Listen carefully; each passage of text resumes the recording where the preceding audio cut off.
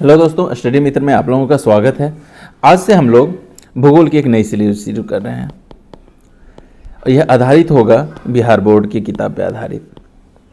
तो हम लोग कक्षा 6 से शुरू कर रहे हैं और कंटिन्यू करेंगे इसे। हर कक्षा के जो बिहार बोर्ड की किताब है ना, उसको लाइन बाय लाइन पढ़ेंगे। उससे जितने प्रश्न बन पाएगा उसे बनाएंगे, उसे नोट करेंगे और समझेंगे। यह सीरीज आप लोगों को बहुत ही मदद करेगा कंपटीशन एग्ज़ाम में भी। और अभी जो बीपीएससी लेके आई है शिक्षक भर्ती परीक्षा, तो उसमें तो आपको काफ़ी हेल्प मिलने वाली है। तो चलिए जुड़ जाइए हमारे साथ और जिनको ज़रूरत है उन तक पहुंचा दीजिए। तो आज जो हम लोग देखने वाले हैं, पहला चैप्टर है कक्षा 6 बीपीएससी बिहार बोर्ड की कक्षा 6 का। तो पहला चैप्टर क्या है? हमारा सौर मंडल। सौर मंडल यानी कि सोलर सिस्टम। तो इसमें हम लोग क्या पढ़ने वाले हैं? सौर मंडल के बारे में पढ़ेंगे।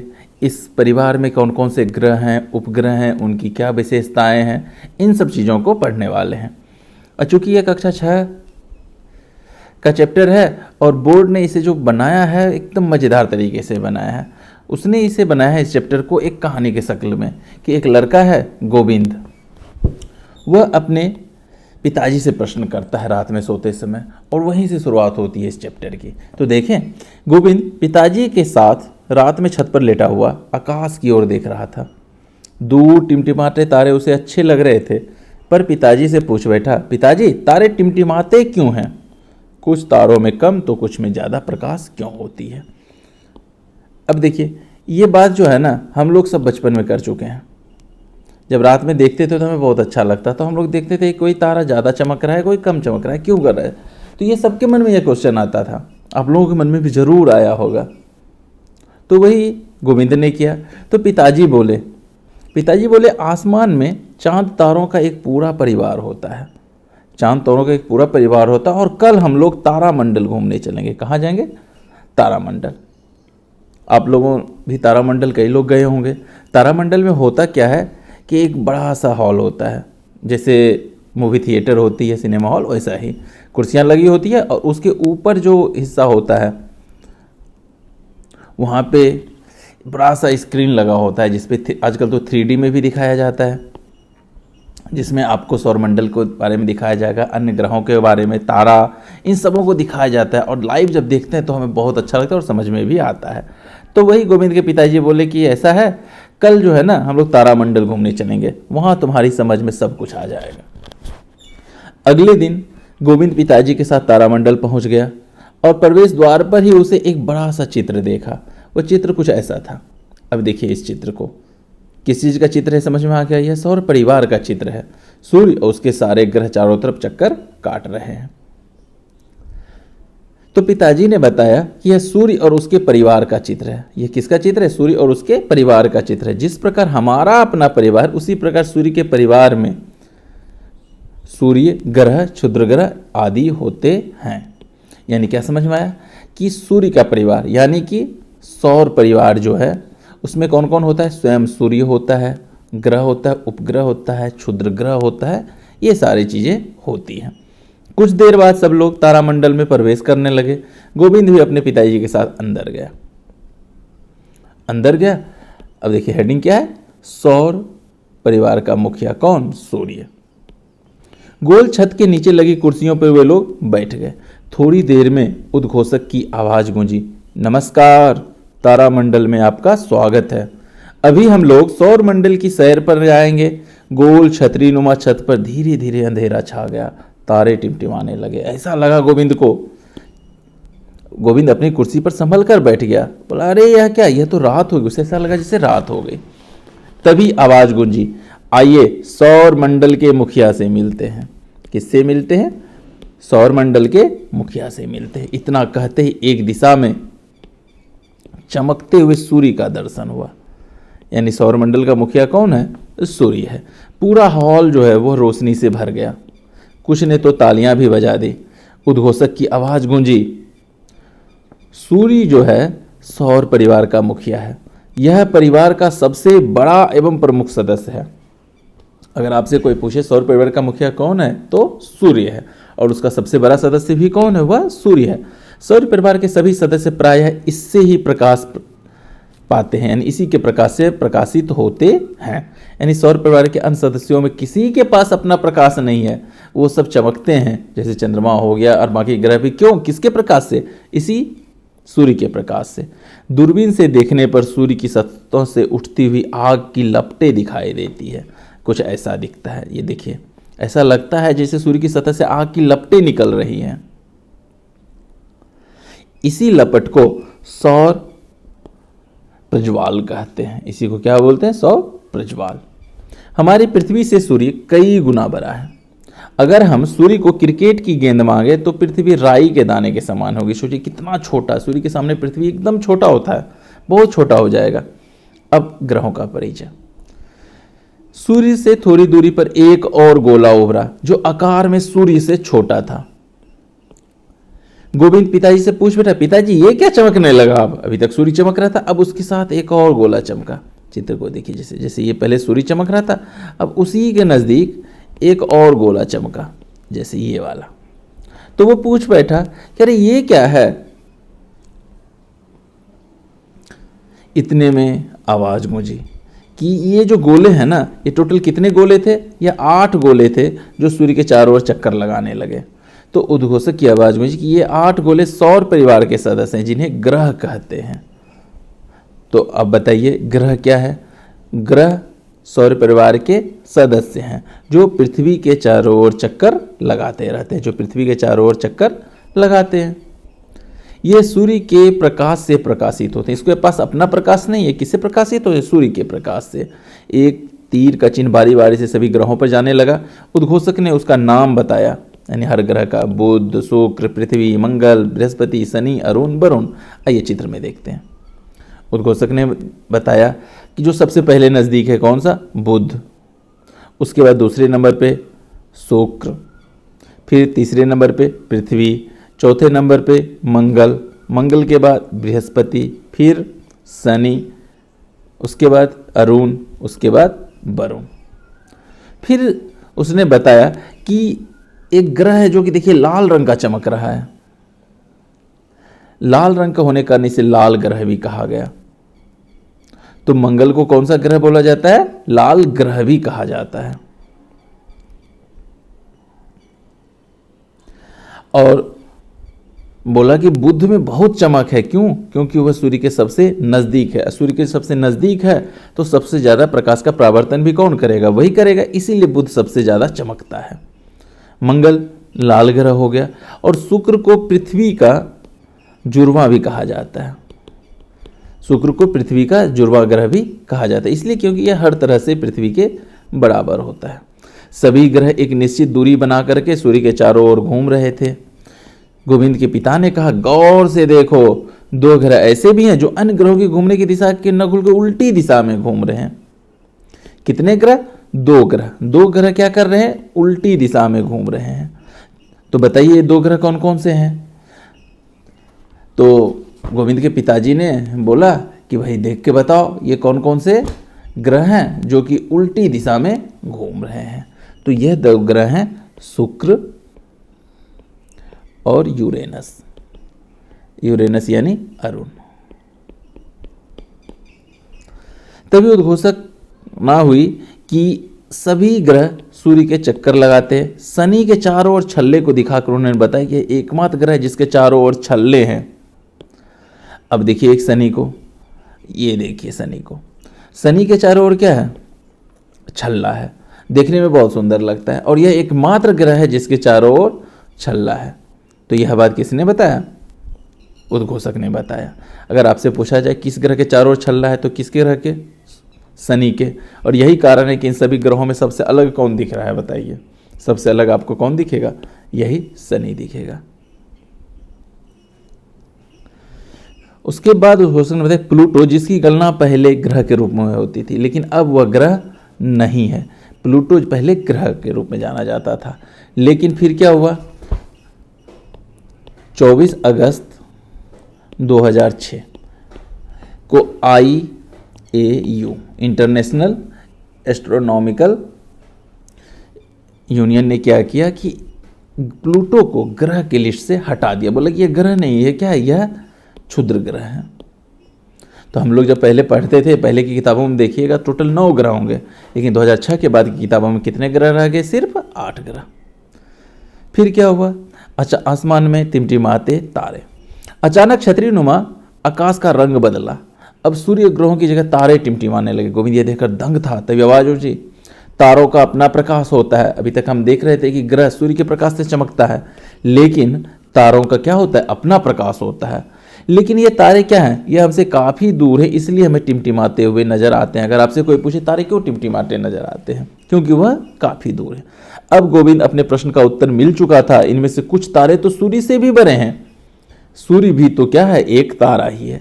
सूर्य भी वास्तव में क्या है, एक तारा है, लेकिन ये पृथ्वी के काफ़ी नज़दीक होता है, इसीलिए इतना बड़ा दिखता है। लेकिन नज़दीक होते भी ये पृथ्वी से बहुत दूर है, और इसका प्रकाश पृथ्वी पर 8 मिनट में पहुंचता है। सोचिए, सूर्य का प्रकाश पृथ्वी में कितनी देर में पहुंचता है, 8 मिनट में। अच्छा, तो आप लोग बताइएगा कि सूर्य पृथ्वी से कितना किलोमीटर दूर है, चलिए कमेंट करके बताइए। सूर्य के बाद सबसे नजदीक के तारे का प्रकाश पृथ्वी तक पहुंचने में 4 वर्ष लगता है। कितना, 4 वर्ष। सूर्य के बाद जो दूसरा तारा पृथ्वी के सबसे निकट है ना, उसका नाम है प्रॉक्सिमा सेंचुरी, जिसका प्रकाश पृथ्वी तक 4 साल में पहुंचता है। अब हम लोग देखेंगे पृथ्वी के बारे में। अब गोविंद तारों के रहस्य को तो समझ में आने लगा था, तभी उद्घोषक ने कहा, चलिए अब अपनी पृथ्वी पर चले। गोविंद चौंका, अरे हम तो पृथ्वी पर ही हैं। छतरीनुमा आसमान में गोल आकृति उभरी। कैसी आकृति उभरी, इस तरह की। अब आप देखिए यह आकृति किस तरह की है, किस रंग की है, और क्या क्या है इसमें। तो आप कहिएगा, अरे ये तो नीले रंग की है। बिल्कुल, उद्घोषक ने बताया कि हमारी पृथ्वी जिस पर हम लोग रहते हैं, यह इकलौता एकमात्र ग्रह है जहां पर जीवन है। यानी जीवन वाला ग्रह सिर्फ और सिर्फ क्या है, पृथ्वी है। और यहाँ पर जीवन क्यों है, क्योंकि यहाँ पर जल और जीवन के लिए आवश्यक गैस मौजूद है। यानी ऑक्सीजन भी है, नाइट्रोजन, कार्बन डाइऑक्साइड, ये सारे गैस भी हैं, और जल भी है। अंतरिक्ष से देखने पर पृथ्वी नीली नजर आती है। अब क्यों नजर आती है, ऐसा इसलिए क्योंकि वायुमंडल में प्रकाश की किरणें परावर्तित होती है, और पृथ्वी पर सबसे ज्यादा हिस्सा समुद्र का है, जो नीले रंग का परावर्तन सबसे अधिक करती है। चूंकि पृथ्वी का 71% भाग क्या है, जल से घिरा हुआ है, अतएव जलीय भाग के अधिक रहने के कारण प्रकाश का परावर्तन अधिक होता है, यानी नीले रंग का सबसे अधिक होता है, और पृथ्वी को नीला ग्रह कहा जाता है। तो अब तक हमने क्या क्या देखा, पृथ्वी को नीला ग्रह, मंगल को लाल ग्रह, शुक्र को पृथ्वी का जुड़वां ग्रह, बृहस्पति सबसे बड़ा ग्रह, बुध सबसे छोटा ग्रह, सूर्य से सबसे नजदीकी ग्रह, और वरुण सबसे दूर सूर्य से। अब उपग्रह के बारे में देखेंगे। उद्घोषक ने बताया कि ग्रहों के अलावे सौर परिवार में उपग्रह भी होते हैं। गोलाकार छत पर सभी ग्रह उभर गए। कुछ ग्रहों के इर्द गिर्द कुछ गोले पिंड में घूमते नजर आ रहे थे, यानी कुछ ग्रह के चारों ओर कुछ चक्कर लगा रहा था कुछ गोला, और पृथ्वी के चारों ओर भी एक पिंड घूम रहा था। ध्यान से देखिए, एक आवाज गुंजी, यही है चांद। चांद यानी कि मून, जो पृथ्वी के चारों ओर घूम रहा था। तो पृथ्वी का एकमात्र उपग्रह है कौन, चांद। तो आपसे पूछा जाए कि पृथ्वी के कितने उपग्रह हैं, एक उपग्रह, उसका नाम क्या है, चांद यानी चंद्रमा। चंद्रमा पृथ्वी के बहुत नजदीक होने के कारण इतना बड़ा दिखाई देता है और चमकता भी है। अच्छा बताइए कि क्या चंद्रमा में अपना प्रकाश है, नहीं, बिल्कुल नहीं। यह भी सूर्य के प्रकाश को परावर्तित करता है पृथ्वी पे, तभी तो चमकता है। और चंद्रमा का प्रकाश परावर्तन के बाद पृथ्वी पर लगभग 1.25 सेकेंड में पहुंचता है। कितनी देर में, 1.25 सेकेंड। वहीं सूर्य का कितनी देर में, 8 मिनट। तो सोचिए कितना नजदीक है यह सूर्य के मुकाबले। अब देखिए, चंद्रमा पृथ्वी की एक परिक्रमा 27 दिन 8 घंटे में पूरी करता है, और इतने ही समय में वह अपने अक्ष पर भी एक बार घूम जाता है। यही कारण है कि जब भी आप चंद्रमा को देखिएगा ना, तो सदैव एक ही जैसा दिखाई देगा। आप कहिएगा अरे चंद्रमा जब गोल गोल घूमता है तो हमें जब भी देख तो अलग अलग दिखना चाहिए, अलग अलग हिस्सा दिखना चाहिए, ऐसा नहीं होता है। पृथ्वी पर एक जगह से चंद्रमा को कभी भी देखिए, उसका एक ही हिस्सा दिखाई देगा। चंद्रमा पर न तो जल है न ही वायु। दिन में बहुत गर्म हो जाता है और रात में बहुत ठंडा रहता है। इसका धरातल उबड़ खाबड़ है और इस पर मिट्टी भी नहीं है। अब ये तो चंद्रमा के उपग्रह की बात थी। कहता है सभी उपग्रह अपने ग्रह के चारों ओर घूमते रहते हैं, ये तो हमने देख ही लिया। कुछ ग्रह जो है उनके पास कई उपग्रह, बहुत ज्यादा उपग्रह। अकेले बृहस्पति के बाद 63 और शनि के पास 62 उपग्रह है। बताइए सबसे ज्यादा उपग्रह किसके पास हुआ, बृहस्पति के पास, दूसरे नंबर पे शनि के पास। बुध और शुक्र के पास कोई उपग्रह नहीं है, यानी कि 0 उपग्रह है। और सबसे बड़ा उपग्रह है जो कि टाइटन है, और यह टाइटन किसका उपग्रह है? यह शनि का उपग्रह है। याद रखिएगा, टाइटन से के बारे में क्वेश्चन पूछा जा चुका है कई बार। उपग्रहों का अपना प्रकाश नहीं होता है, सूर्य के प्रकाश से चमकते रहते हैं। इसी के साथ उद्घोषक ने सभी दर्शकों को तारामंडल पहुंचकर सौर परिवार की वैज्ञानिक जानकारी प्राप्त करने के लिए धन्यवाद दिया, और उन्होंने बताया कि ये घटनाएं, जो खगोलीय घटनाएं होती हैं ना, वो वैज्ञानिक दृष्टिकोण से समझना और जानना चाहिए, न कि परंपरागत और अंधविश्वास से। और शो समाप्त हुआ, सभी लोग बाहर निकल गए। अब देखिए, इतना अच्छा शो देख करके जब गोविंद निकला होगा तो वो कैसा होगा? वो बहुत खुश था, उत्साहपूर्वक का, आज मैंने नई नई बातें सीखी हैं। उसके पिताजी ने कहा, उन्होंने कुछ बातें नहीं बताई, सौर परिवार में और भी कई बातें जानने लायक है, मैं बताता हूं। क्या? सौर परिवार में तारों, ग्रहों एवं उपग्रहों के अतिरिक्त बहुत सारे छोटे छोटे पिंड हैं, और ये जो छोटे छोटे पिंड है ना, यह भी सूर्य का चक्कर लगाते रहते हैं। इन्हें क्षुद्र ग्रह कहते हैं, यानी एस्टेरॉइड कहा जाता है। क्षुद्र ग्रह, एस्टेरॉइड्स। और ये ग्रह कहां पे सूर्य का चक्कर लगाते हैं? मंगल और बृहस्पति की कक्षाओं के बीच। कहां पे? मंगल और बृहस्पति की कक्षाओं के बीच में होते हैं, और सूर्य का चक्कर लगाता है। चित्र में देखते हैं,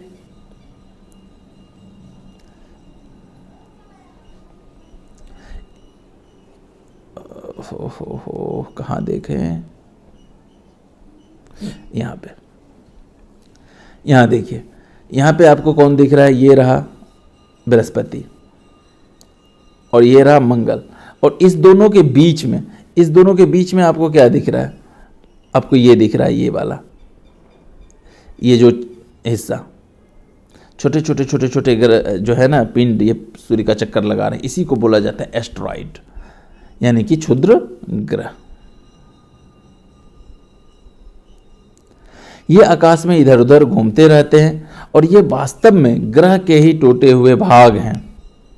और सबसे बड़ा क्षुद्र ग्रह है जिसका नाम है सीरस। याद रखिएगा, सबसे बड़ा क्षुद्र ग्रह क्या नाम है? सीरस। ग्रहों की परिक्रमा अवधि, उपग्रहों की संख्या का विवरण, एक चार्ट दिया हुआ है, इस चार्ट को देखिए। सबसे नजदीक कौन सा ग्रह है? बुध। और यह बुध जो है अपने अक्ष पे 58.6 दिन में एक बार घूम जाता है। और सूर्य की परिक्रमा ये कितने देर में करता है? 87.97 दिन में। और कितने उपग्रह हैं इसके? 0। दूसरा नंबर पे शुक्र, 243 दिन में यह खुद एक चक्कर लगाता है। मतलब चक्कर मतलब क्या? यह अपने अक्ष पर घूम जाता है गोल गोल। और सूर्य का चक्कर ये कितने दिनों में लगाता है? 224.7 दिन में। एक भी उपग्रह नहीं है। पृथ्वी 23.9 घंटा, यानी 24 घंटा जो बोलते हैं हम लोग, उसमें अपने अक्ष पे एक बार घूमता है, इसे हम लोग एक दिन कहते हैं। एक दिन का मतलब दिन रात मिला करके। और यह सूर्य का चक्कर जो है 365.3 दिन में लगाता है।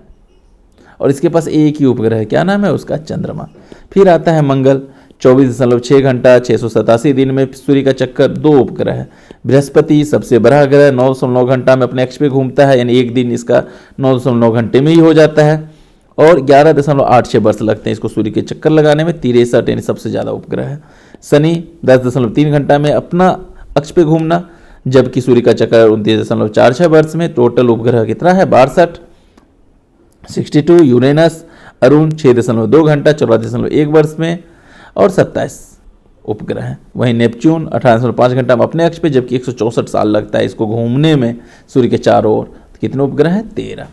तो इस तरह से अगर देखें कि सबसे दूर जो ग्रह है वरुण, उसका एक साल कितने साल का होता है? उसका एक साल पृथ्वी के 164 साल के बराबर होगा। और बुध का एक साल सिर्फ 87.97 दिन का होगा। इतना जल्दी उसका एक साल हो जाता है। तो हमने क्या देखा कि जो ग्रह सूर्य के नज़दीक है ना, वह सूर्य का चक्कर जल्दी लगाता है, और जैसे जैसे दूर होते जाते हैं वैसे वैसे चक्कर लगाने में ज़्यादा समय लगता है। अब देखिए, नोट में आपको क्या दिया हुआ है कि हाल के अनुसंधान एवं खोजों के उपरांत प्लूटो को ग्रह की सूची से निकाल दिया गया। कब निकाल दिया गया? 24 अगस्त को। 24 अगस्त 2006 को प्लूटो को ग्रह की सूची से निकाल दिया गया। और ग्रह की सूची में प्लूटो को कब डाला गया था? 1930 ईस्वी को। किसके द्वारा? अंतर्राष्ट्रीय खगोलीय संघ IAU के द्वारा। कभी कभी आकाश के टुकड़े कभी कभी क्या होता है ना कि आकाश से टूट कर गिरता हुआ तारा दिखाई देता है। आप लोगों को दिखा होगा, हम लोग क्या कहते हैं कि जब तारा टूटता है, टूट के गिरता है, तो कुछ मांगो तो जो मांगोगे भगवान से वो मिल जाएगा। चलिए देखते हैं क्या सच में ऐसा होता है। ये तारे नहीं होते। अब देखिए, ये जो तारा टूट के गिरता है, ये तारे नहीं होते, बल्कि ये पत्थर के छोटे छोटे टुकड़े होते हैं जो सूर्य के चारों ओर चक्कर लगाने वाले पिंडों से टूट करके गिरते हैं। और जब ये टूट करके गिरते हैं तो टूटकर गिरने की प्रक्रिया में वायु के साथ घर्षण के कारण ये गर्म होकर जल जाते हैं। इससे प्रकाश उत्पन्न होता है। और कई बार तो ये क्या होता है, यह जलते हुए गिरता है और बिना जले अगर पृथ्वी पर गिर जाता है तो विशाल गड्ढे बन जाते हैं। और इसी पिंड को उल्का पिंड कहा जाता है। तो उल्का पिंड क्या है? यह पत्थर के छोटे छोटे टुकड़े हैं जो कि पृथ्वी की ओर गिरते हैं और घर्षण के कारण इसमें आग लग जाती है, इसीलिए ये जलते हुए दिखाई देते हैं। उल्का पिंड यानी मेटेरॉइड। अब आप लोग एक ध्रुव तारा के बारे में तो जरूर सुना ही होगा। ध्रुव तारा यह एक स्थिर तारा है। यह उत्तरी गोलार्ध में पृथ्वी के उत्तरी अक्ष पर अवस्थित है। अगर आप विषुवत रेखा से इस तारा को देखिएगा ना, तो ध्रुव तारा एकदम कहाँ दिखाई देगा? क्षितिज पर दिखाई देगा। परंतु जो जो हम ध्रुव तारा की ओर बढ़ते हैं, क्षितिज से उसकी ऊंचाई बढ़ने लगती है। क्षितिज मतलब ऐसा लगता है ये पृथ्वी से एकदम सटा हुआ है। विषुवत से जब भी आप देखिएगा तो ऐसा लगेगा कि ध्रुव तारा एकदम जमीन में सटा हुआ है, लेकिन जैसे जैसे ध्रुव की ओर बढ़िएगा वैसे ये ऊपर की तरफ दिखने लगेगा। क्षितिज से ध्रुव तारे की ऊंचाई जितनी डिग्री होती है, उस स्थान का अक्षांश भी उतना ही डिग्री होता है। अब देखिए, विषुवत रेखा पे क्या है? 0 डिग्री होता है। क्यों? क्योंकि एकदम क्षितिज पे, वहां से क्षितिज पे ही दिखता है वो। यह हमेशा उत्तर की दिशा में दिखता है। इसलिए प्राचीन काल से इसे नाविकों को समुद्र में उत्तर दिशा का ज्ञान करवाता था। जैसे अभी के समय में तो आप लोगों के पास क्या है, कई दिशा सूचक यंत्र हो गए हैं। आपके मोबाइल में भी आप जीपीएस से देख लेते हैं किधर उत्तर है किधर दक्षिण है। लेकिन प्राचीन काल में हमें नहीं पता चलता था कि कौन सा दिशा है। और स्पेशली रात में जब आप समुद्र में हो तो आपको पता ही नहीं चलता कि आप कहाँ पे हो। तो नाविक क्या करते थे, वह ध्रुव तारा का पता करते थे पहले कि ध्रुव तारा कहाँ है। और जहाँ ध्रुव तारा है वो उत्तर दिशा है। अब कहिएगा ध्रुव तारा कहाँ है, यह कैसे पता चलेगा? तो इस चित्र को देखिए। यह जो तारों का ग्रुप दिख रहा है ना, यह है सप्तऋषि। ये क्या है? सप्तऋषि। इसमें 7 तारे हैं। तो ये जो 2 तारा है, इस दोनों तारों को क्या कीजिए, आप मिला दीजिए और मिला करके तीर खींच दीजिए। तो ये तीर जहां तक गई वो क्या हो गया? वह हो गया आपका सप्तऋषि। नहीं, वो हो गया बुध। वो हो गया आपका ध्रुव तारा। आइए एनसीईआरटी में जो चित्र दिया हुआ है इसको देखिए। यह बच्ची देख रही है कि कहाँ पे है ध्रुव तारा, कहाँ पे ध्रुव तारा। तो इन दोनों तारों को मिला दिया और एक तीर यहाँ तक खींच दिया, तो वही क्या है? वही है ध्रुव तारा। तो अब आप लोग आसानी से ध्रुव तारा का पता लगा सकते हैं। और सोचिए, ध्रुव तारा के कारण ही तो प्राचीन काल में कितना सहायता मिली किसको? मनुष्य को। अगर ना होता ध्रुव तारा तो लोगों को दिशा का पता ही नहीं चलता। तारों के कई विशेष समूह होते हैं। जब पृथ्वी सूर्य की परिक्रमा करती है तो सूर्य विभिन्न तारा समूहों के बीच नजर आता है। और इन समूहों की संख्या टोटल 12 है, जिन्हें हम राशि कहते हैं। इन्हें क्या कहते हैं? राशि। तो हम लोगों ने सुना होगा कि किस राशि में किसका जन्म हुआ है, तो वही राशि की बात हो रही है। इन राशियों में जो तारे हैं ना, वो किसी न किसी आकृति की तरह नजर आते हैं। उसी पर उनका नाम दिया गया। इनके नाम है मेष, वृष, मिथुन, कर्क, सिंह, कन्या, तुला, वृश्चिक, धनु, मकर, कुंभ और मीन राशि। पृथ्वी के चारों ओर विभिन्न तारों का समुदाय है, जिसकी संख्या 27 है। चांद को पृथ्वी की परिक्रमा करने के दौरान किसी न किसी तारों के इन समूह के सामने से गुजरना ही पड़ता है। बिल्कुल गुजरेगा जब बीच में आ जाता है तो इन तारों के समूह को नक्षत्र कहते हैं। क्या कहते हैं? नक्षत्र। तो नक्षत्र की संख्या कितनी हो गई? 27। ये नक्षत्र हैं अश्विनी, भरणी, कृतिका, रोहिणी, मृगशिरा, आद्रा, पुनर्वसु, पुष्य, अश्लेषा, मघा, पूर्वी फाल्गुनी, उत्तरा फाल्गुनी, हस्त यानी हथिया, चित्रा, स्वाति, विशाखा, अनुराधा, ज्येष्ठ, मूल, पूर्वा, आषाढ़, उत्तरा आषाढ़, श्रावण, घनिष्ठा, सतविसा, पूर्वा भद्रप्रदा, उत्तरा भद्रप्रदा और रेवती। इनमें से आप लोग हथिया के बारे में तो जरूर सुने होंगे। जब हम लोग बच्चे थे ना, हम लोग हथिया के बारे में बहुत सुने हैं। दुर्गा पूजा के आसपास जब बहुत ज़्यादा बारिश होती थी, लोग कहते हैं हथिया आ गया, हथिया आ गया, यानी हथिया नक्षत्र आ गया। पृथ्वी इनमें से प्रत्येक नक्षत्र को 14 दिनों में पार कर लेती है। इसीलिए नक्षत्रों की अवधि कितने दिन की होती है? 14 दिन का एक नक्षत्र होता है। ज्योतिषी के विद्वान मानते हैं कि नक्षत्र और मौसम में गहरा संबंध है और इसी नक्षत्र के आधार पर वो भविष्यवाणी भी करते हैं मौसम की। कि एक नक्षत्र में कैसा मौसम, उसको देखकर अगले नक्षत्र में कैसा मौसम रहेगा, यह पूर्वानुमान ज्योतिषी कर लेते हैं। अब देखिए आज कितना मजेदार लगा होगा गोविंद को। तो गोविंद को ब्रह्मांड की विशालता में रहस्यों का पता लगा, उसने नई नई जानकारियां मिली थी। यह काफी खुश था, खुशी खुशी घर लौट रहा था। आकाश गंगा, तारों की नदी। इसके अलावा ब्रह्मांड में अनेक आकाश गंगा भी है।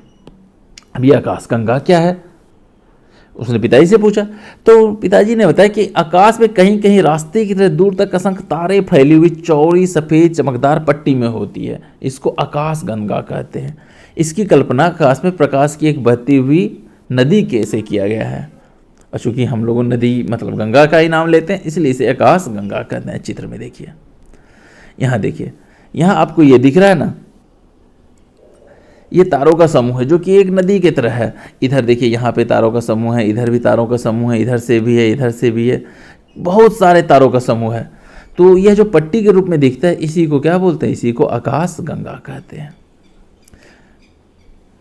सप्तऋषि, तारों का समूह। गोविंद, जब रात में तुम देखोगे तो उत्तर दिशा में 7 तारों का एक समूह नजर आएगा, जिसे सप्तऋषि के नाम से जाना जाता है। अभी हमने देखा था सप्तऋषि की सहायता से हम लोग किसको, ध्रुव तारा को ढूंढ लेते हैं। भारतीय विद्वानों ने इनका नामकरण ऋषियों के नाम पे किया। इसका नाम क्या है, ऋतु, पुलह, पुलत्स्य, अत्रि, वशिष्ठ, अंगिरा और मरीचि। और यूनानी ग्रंथ में से alpha, beta, gamma, delta, epsilon, एटा और जेटा कहा। अब ऋतु और पुलह जो तारा है, इसको मिलाने वाली रेखा है उत्तर दिशा का सूचक है।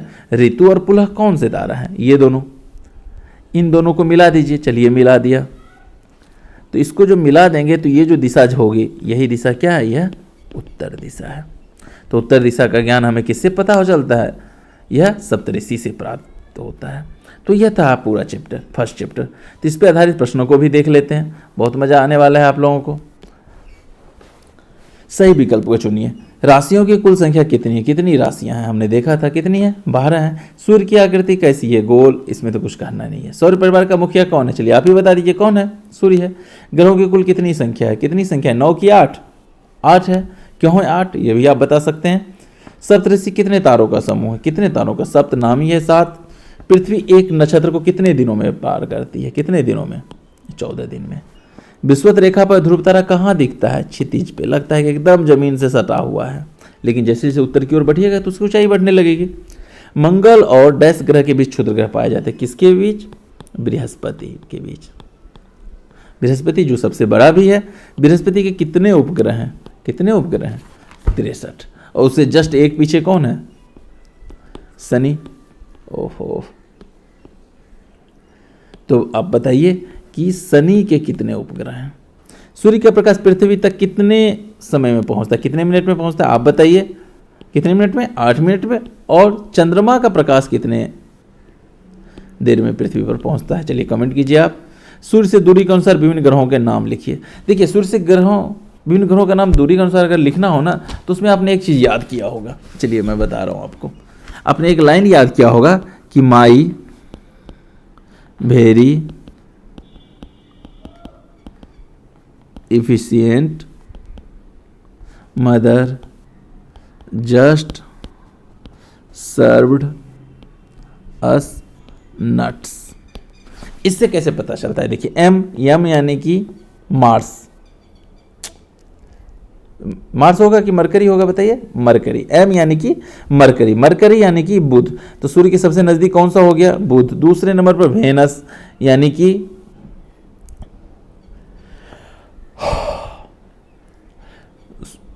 शुक्र हो गया। उसके बाद तीसरे नंबर पे ई यानी कि अर्थ यानी कि पृथ्वी। फिर आता है मार्स यानी कि मंगल। मंगल के बाद जे यानी कि जुपिटर, जुपिटर यानी कि बृहस्पति। एस सटर्न यानी कि शनि। You Uranus. अंत में नेपच्यून। इस तरह से आप पता कर सकते हैं किस नंबर पे कौन सा ग्रह आता है सूर्य से दूरी के आधार पे। तो बताइए सूर्य से सबसे नजदीकी ग्रह कौन सा है, एम यानी मरकरी। सबसे बड़ा ग्रह कौन है, जुपिटर है। पृथ्वी के निकटवर्ती ग्रह कौन कौन से हैं, तो 2 ग्रह पृथ्वी के सबसे निकट है। यह रहा पृथ्वी, पृथ्वी के सबसे नजदीक में कौन सा है, इस साइड में मरकरी है और दूसरी तरफ क्या है, मार्स है।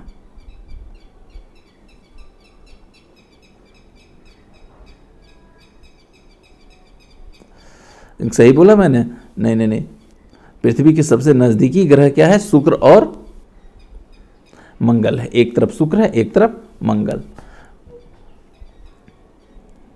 उस ग्रह का क्या नाम है जिसके चारों ओर छल्ले पाए जाते हैं? एक ही ग्रह जिसके चारों ओर छल्ले पाए जाते हैं, क्या नाम है? शनि, इसीलिए वह सबसे अलग दिखता है।